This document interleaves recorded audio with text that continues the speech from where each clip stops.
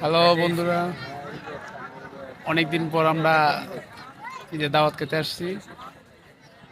আজকে আমরা মজলিস, হ্যাঁ, এই যে আমার দোস্ত আসছে, আমি আছি, আর অনেকে আছে। দেখেন, অনেকদিন পর, গত হয়তো বা 5 বছর পর আজকে আমরা মেন্দা দাওয়াত খাবো। এই যে দোস্ত, কিছু বলো দাওয়াত বিষয়।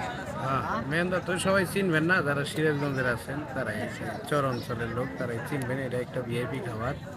এটা ওই মনে করেন যে গরুর মাংসের সাথে আগে হাফ রোজ যেভাবে পাকানো, ওইভাবে পাকাইয়া ওর ভিতরে আতপ চাউলের গুঁড়ো দিয়ে সুন্দর করে হালিমের মতো আর কি, আমরা ওই শহরে যে হালিমগুলো খেয়ে থাকি সেরকমই সেম হালিমের মতো।